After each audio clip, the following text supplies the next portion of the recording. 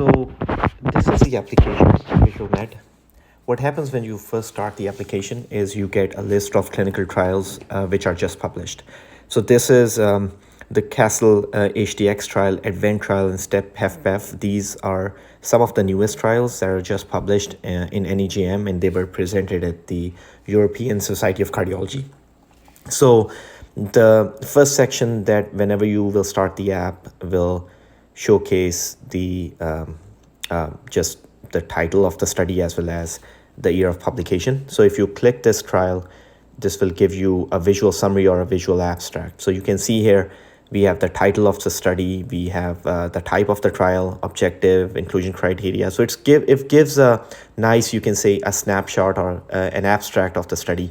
And if a user click on this star up on the left side, it'll send this clinical trial to their favorite section.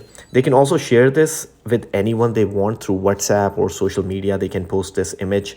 And then if they click on the top right icon, they can actually, this will go to the original study where they can read this clinical trial on NEJM website or wherever the source is.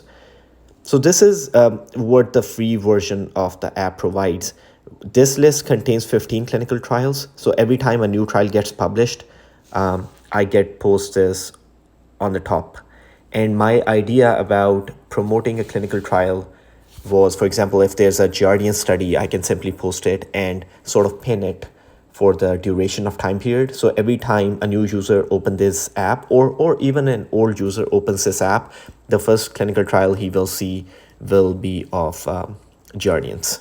This is just an example. So that's one way to promote clinical studies.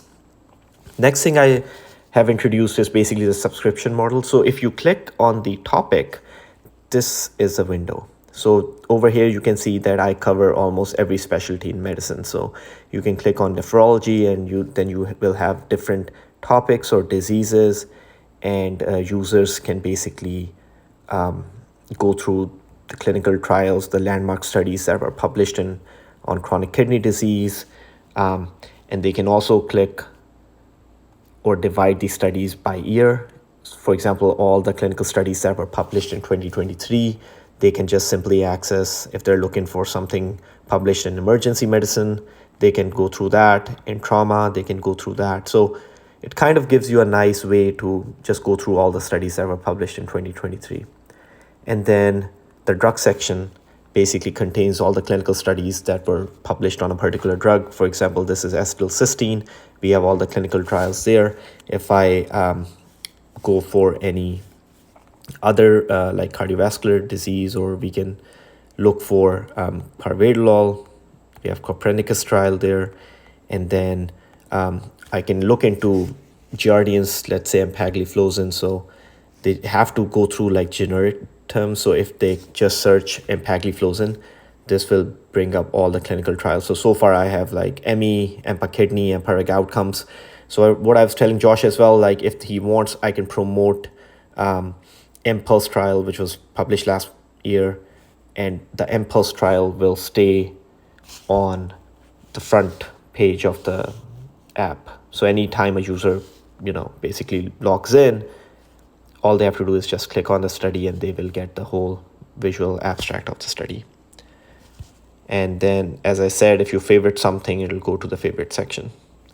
The notification center is basically up this ring bell. So if I post any notification, that's another way to promote something. If they're looking for registrations, or if they're looking to promote educational material for physicians or HCPs, they can post a link here. And anytime any user open this app, they can simply click on the notification and they'll click through it. So this is more of like an external link notification study. So all the links that I provide here are linked through web browser or through an external application.